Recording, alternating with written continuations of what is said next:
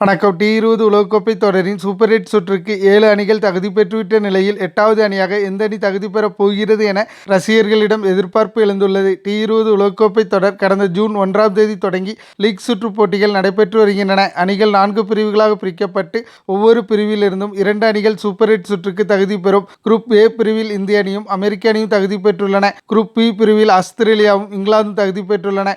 Group C பிரிவில் ஆப்கானிஸ்தானும் மேற்கிந்திய தீவுகளும் தகுதி பெற்றுள்ளன. குரூப் டி பிரிவில் தென்னாப்பிரிக்க அணி தகுதி பெற்றுள்ள நிலையில் 2வது அணியாக எந்த அணி சூப்பர் 8 சுற்றுக்கு முன்னேறப் போகிறது என்ற எதிர்பார்ப்பு ரசிகர்கள் மத்தியில் எழுந்துள்ளது. குரூப் டி பிரிவில் நேபாள மற்றும் இலங்கை அணிகள் ஏற்கனவே உலகக்கோப்பை தொடரில் இருந்து வெளியேற்றப்பட்டு விட்டன. சூப்பர் 8 சுற்றுக்கு முன்னேறுவதற்கான போட்டியில் வங்கதேசமும் நெதர்லாந்தும் இடம்பெற்றுள்ளன. வங்கதேசம் அதன் கடைசி லீக் போட்டியில் நேபாளத்தை வெற்றி பெற்றுவிட்டால் அந்த அணி சூப்பர் 8 சுற்றுக்கு தகுதி பெற்றுவிடும். நேபாளத்துக்கு எதிரான போட்டியில் வங்கதேசம் தோல்வியடைந்து இலங்கைக்கு எதிரான தனது கடைசி லீக் போட்டியில் நெதர்லாந்து தோல்வியடைந்தாலும் வங்கதேசம் சூப்பர் 8 சுற்றுக்கு தகுதி பெற்றுவிடும். நெதர்லாந்து அணி சூப்பர் 8 சுற்றுக்கு தகுதி பெற நல்ல நெட் ரன் ரேட்டில் இலங்கை அணியை வெற்றி பெற வேண்டும். அதே சமயம் வங்கதேச அணியும் நேபாளத்திலும் தோல்வியடைய வேண்டும். இந்த இரண்டும் நடைபெறும் பட்சத்தில் நெதர்லாந்து அணி சூப்பர் 8 சுற்றுக்கு தகுதி பெறும்.